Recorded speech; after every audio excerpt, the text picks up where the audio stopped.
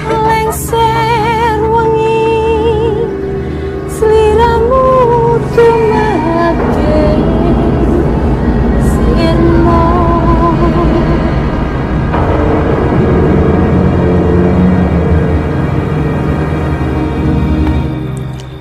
Hai, selamat datang di cerita horor ruang imajinasi. Sebuah kisah nyata yang mungkin kita pernah alami. Ya, dengan gua, Rencan. Dan selamat datang di cerita horor malam Jumat.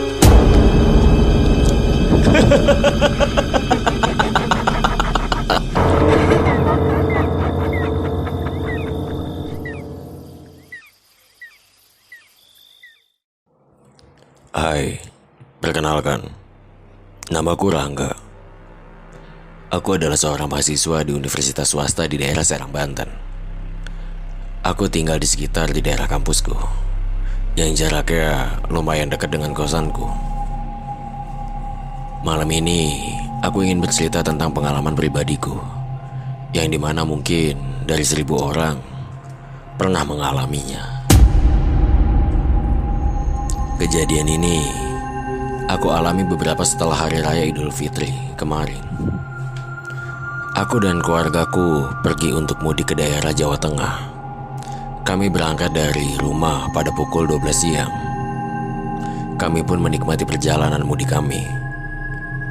Dan setelah melalui perjalanan yang amat panjang, pada akhirnya kami pun sampai di tujuan.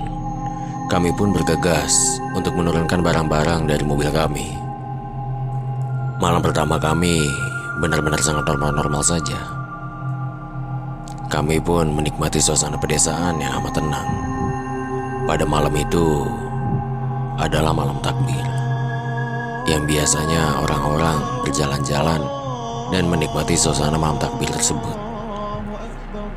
Esok paginya, aku pun terbangun untuk bersiap-siap untuk melakukan sholat Id Idul Fitri.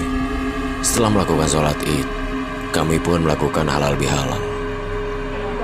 Singkat ceritanya, aku dan beberapa kakak-kakakku berpamitan untuk pergi ke daerah Magelang, yang dimana untuk menjenguk nenekku yang rumahnya berada di sana.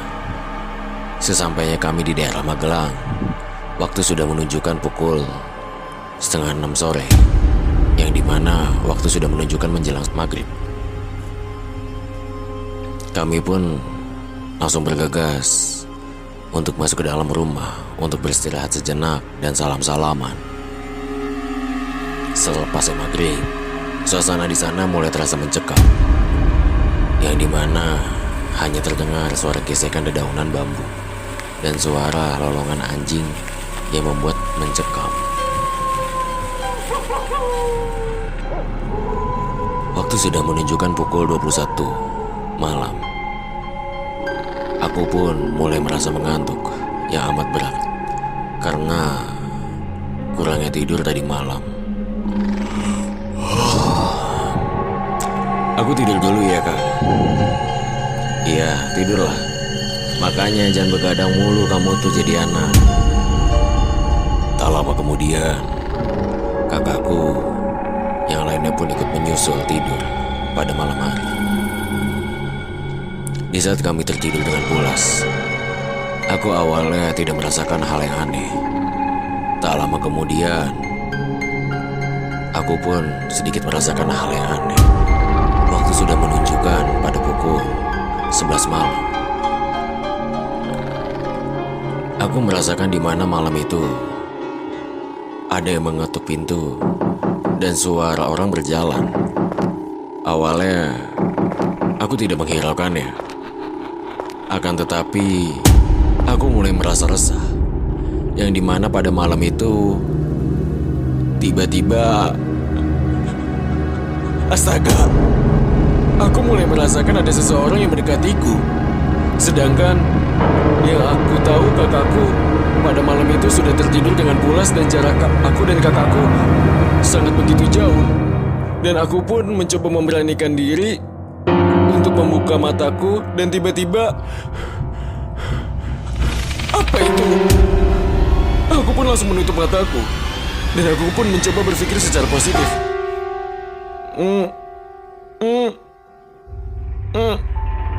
Kenapa ini? Badanku tiba-tiba tidak bisa bergerak. Dan aku pun mencoba kembali membuka mataku. Tetapi kali ini yang ditangkap oleh kedua mataku adalah... Ya Tuhan, aku melihat sesosok makhluk yang berbadan tinggi, besar dan hitam. Tingginya melampaui langit-langit rumah dan matanya melotot yang berwarna merah dan ada tanduknya. Aku pun mulai mendengarkan suara ketawa yang amat kencang dari sebelahku. Dan aku pun mulai merasakan nafasku yang teramat sesak. Dan aku mulai merasakan di mana ada yang menarik-narik kakiku. Aku mencoba melepaskannya dengan mencoba baca doa yang aku hafal. Akan tetapi, tiba-tiba, ya Tuhan, aku mulai mendengarkan lebih keras lagi suara tertawa yang berada di atas badanku.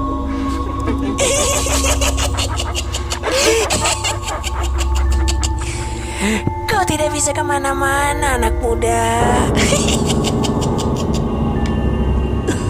Siapa kau? Aku pun kembali membaca ayat kursi dan surat-surat lebih kencang kembali. Akan tetapi suaraku tidak keluar. Dan aku pun mendengar lebih keras lagi suara anak kecil yang tertawa dengan lonceng. Dan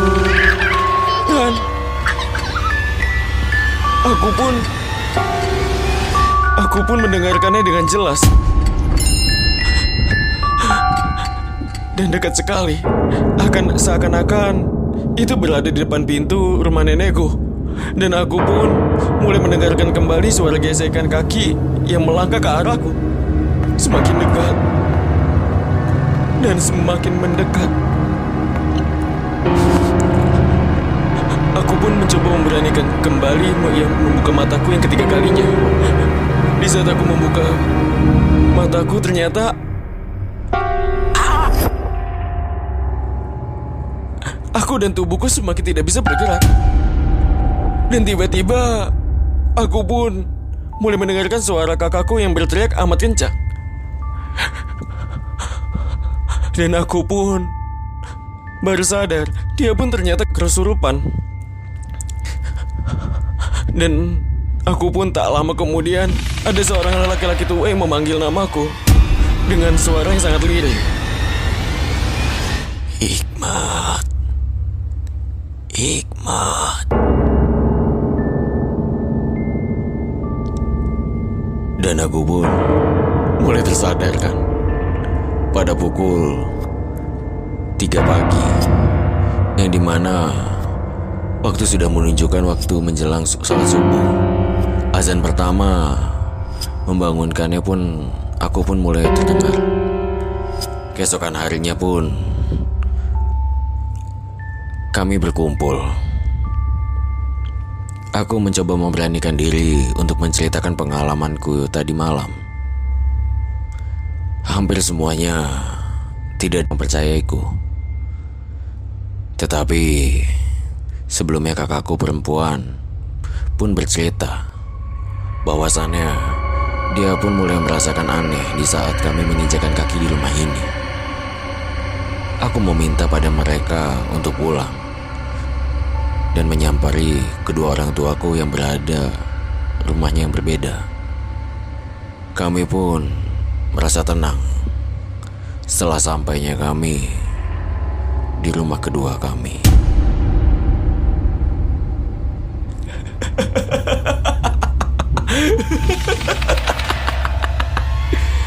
Aku akan berpesan kepada kalian.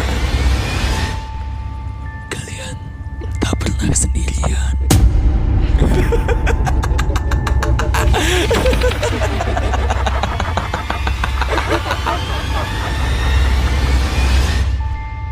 Terima kasih untuk teman-teman yang sudah mau mendengarkan cerita horor dari ruang imajinasi. Pesan yang kita ambil, yang bisa kita petik dari cerita di atas adalah kalian harus berpermisi dulu sebelum kalian untuk beristirahat dan menginjakan kaki dimanapun kalian berada.